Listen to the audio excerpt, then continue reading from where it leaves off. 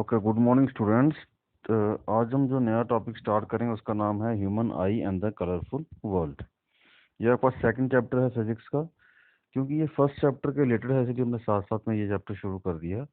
तो इसके अंडर हम जो आज टॉपिक कवर करेंगे वो है ह्यूमन आई का स्ट्रक्चर, और उसके बाद पढ़ेंगे इसमें पावर ऑफ एकोमोडेशन। दो ही टॉपिक आज कवर करेंगे। तो सबसे पहले हम स्ट्रक्चर देखते हैं ह्यूमन आई का। ये जो स्ट्रक्चर आपके सामने दिख रहा है ये ह्यूमन आई का स्ट्रक्चर है।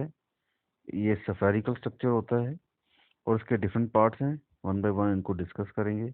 सबसे पहला जो ये बाहर वाला पार्ट है जो हमें हमें दिखता है, अगर हम शीशे में खड़े हुए हैं और ये जो बाहर वाला पार्ट दिखता है जिसको हम बल्ज आउट पार्ट कहते हैं, इसका नाम है कॉर्निया।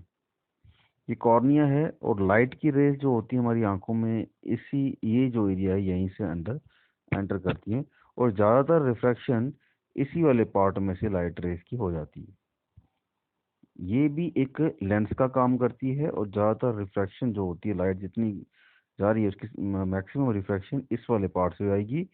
और उसके बाद में जो फाइन रिफ्रैक्शन होती है, इसको हम कह सकते हैं कि एक इमेज, एक लाइट तो गई लेकिन उसको और अच्छे तरीके से एडजस्ट करने के लिए हमारे पास लेंस है जिसको हम आई लेंस कहेंगे।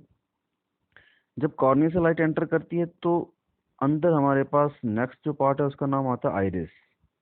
ये जो है ये आइरिस है। ये जो आपको ब्लैक कलर का दिख रहा है ये आइरिस है। ये आइरिस जो है प्यूपिल के साइज को कंट्रोल करता है। प्यूपिल मीन से पोर, एक सुराख है जहाँ से लाइट की रे अब फर्दर अंदर की तरफ जाएगी। और इस सुराख को कंट्रोल कौन करता है? आइरिस। मीन्स कैसे कंट्रोल करेगा? आप कभी कभी क्या होता है कि आप धूप में खड़े हुए हो बाहर और सडनली आप कमरे में चले जाते हो, तो कमरे में आपको अंधेरा ही अंधेरा नजर आता है। ऐसा क्यों होता है? क्योंकि जब हम धूप में थे तो ये जो प्यूपिल का साइज है, उस समय लाइट बड़ी ब्राइट होती है तो प्यूपिल का साइज अपने आप कम हो जाता है, रिड्यूस हो जाता है। ये जो यहाँ पे इतना दिख रहा है ये बिल्कुल एक, हम कह सकते हैं पॉइंट साइज का हो जाता है धूप में। जब जैसे ही हम अंदर जाते हैं तो ये वैसा ही है पॉइंट साइज का, लेकिन अंदर इसको ज़्यादा रोशनी चाहिए दिखने के लिए, तो थोड़ा टाइम लगता है इसको अपने साइज को दोबारा से बड़ा करने में। और जितना टाइम इसको इस साइज को बड़ा करने में लगता है, इतनी देर ही हमें कमरे में अंधेरा नजर आता है और धीरे धीरे हम अपने आप को वहाँ पे एडजस्ट कर लेते हैं। तो this is all because of pupil of the eye. जब लाइट प्यूपिल से एंटर करती है उसके बाद लाइट गुजरती है इस लेंस में से। इस लेंस का नाम क्या है? ये कन्वेक्स लेंस है, बाई कन्वेक्स लेंस है ये, इसको हम आई लेंस कहते हैं।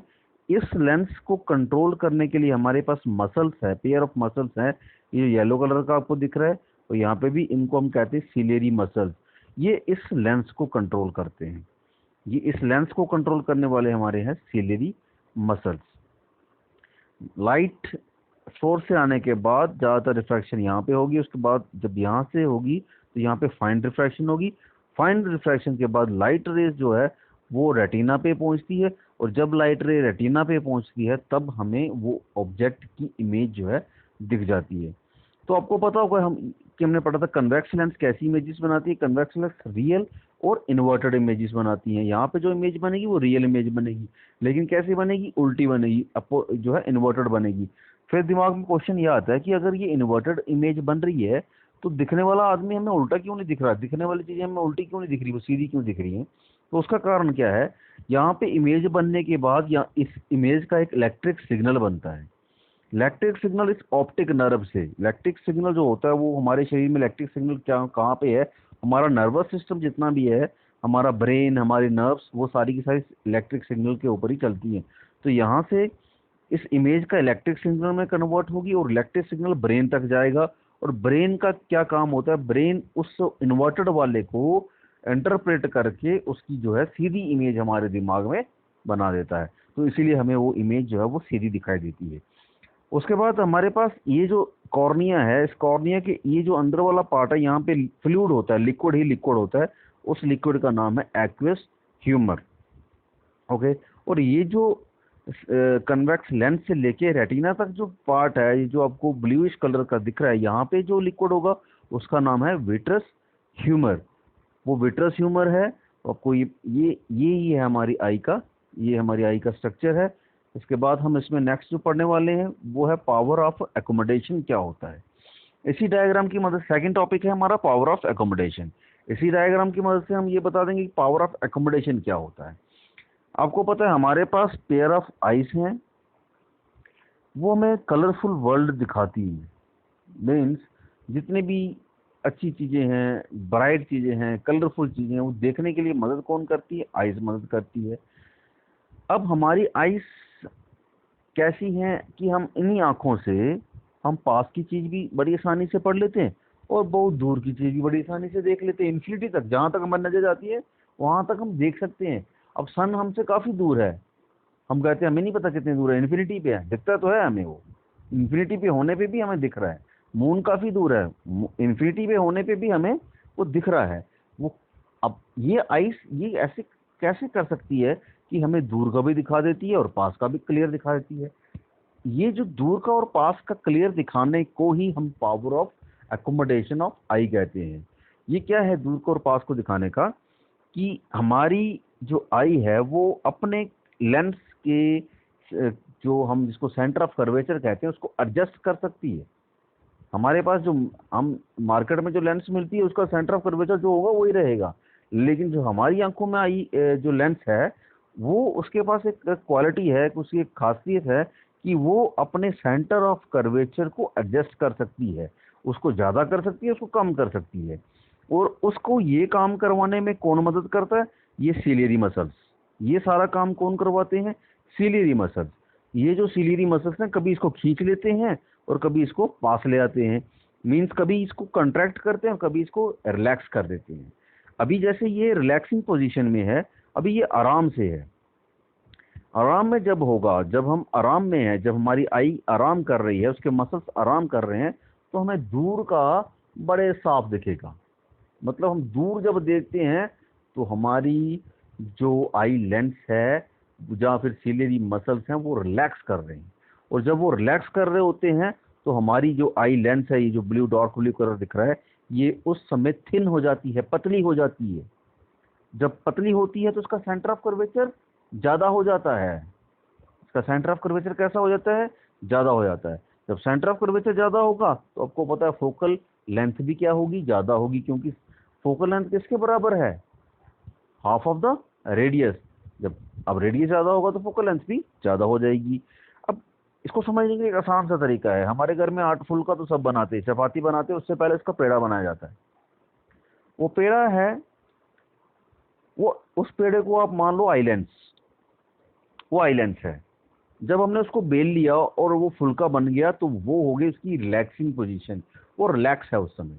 अब आप देख लो, वो रिलैक्स है, जब उसका फुल्का बन गया वो रिलैक्स में था, उसका सेंटर ऑफ कर्वेचर, उसका रेडियस काफ़ी ज़्यादा था।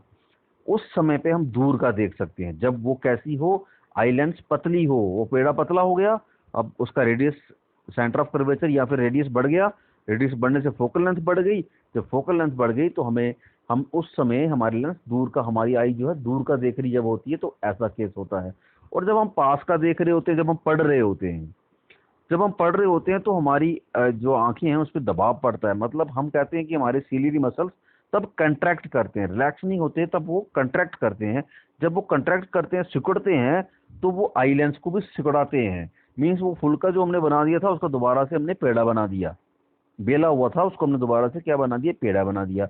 अब उसका सेंटर ऑफ कर्वेचर भी कम हो गया, उसकी फोकल लेंथ भी कम हो गई। और जब फोकल लेंथ और सेंटर ऑफ कर्वेचर कम होगा तो लेंस मोटी हो जाएगी, हम उसको कहेंगे लेंस इज थिक। और जब लेंस थिक होगी तब हम पास का देख सकते हैं। जब पास का देख रहे होते हैं, जब लेंस थिक हो जाती है तो हमें पास का देखने में उस समय लेंस मोटी हो जाती है।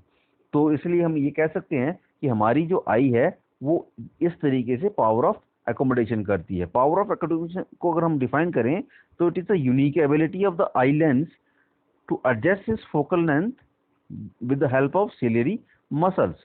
वो अपनी फोकल लेंथ को एडजस्ट करती है।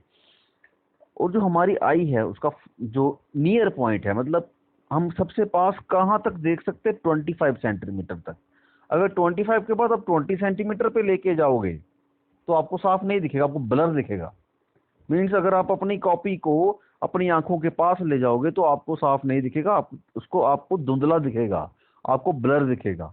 इसलिए हम कहते हैं हमारी आंख का जो नियर पॉइंट है वो क्या है? पास वाला पॉइंट, जहां तक हम सबसे पास देख सकते हैं वो है 25 सेंटीमीटर। इसीलिए कहा जाता है कि कम से कम 1 फुट दूर रख के कॉपी को पढ़ो या फिर बुक को पढ़ो, या फिर लिख रहे हो तो अपनी आंखें कम से कम 1 फीट तक दूर रखो।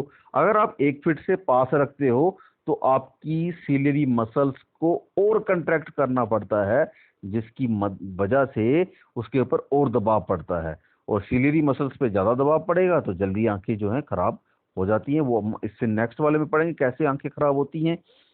और फार पॉइंट जो हमारी आंखों का है, दूर कहाँ तक देख सकती हैं, वो है इन्फिनिटी। हम इन्फिनिटी तक जो है दूर जो है देख सकते हैं, जैसे सन तक देख सकते हैं, स्टार्स हमें दिख रहे हैं, मून हमें दिख रहा है, कहीं दूर पहाड़ी है हमें वहां तक दिख जाती है, तो इसको हम फार एंड नियर पॉइंट कहते हैं। तो ये था हमारे पास जो आज का टॉपिक, ह्यूमन आई क्या होती है, कैसे काम करती है, स्ट्रक्चर क्या है उसका, और वो फंक्शन कैसे करती है, मतलब पावर ऑफ एकोमोडेशन। फंक्शन में आपका आ जाएगा पावर ऑफ एकोमोडेशन। जो नेक्स्ट हम पढ़ेंगे उसमें आंखें खराब जब होती हैं, चश्मा लगता है तो कब लगता है और कौन सा चश्मा कौन सी लेंस लगती है, वो हम इसके अंदर पढ़ेंगे। और डिफरेंट फिनोमिना, एटमॉस्फेरिक फिनोमिना पढ़ेंगे। तो आज के लिए इतना ही काफ़ी है। Thank you.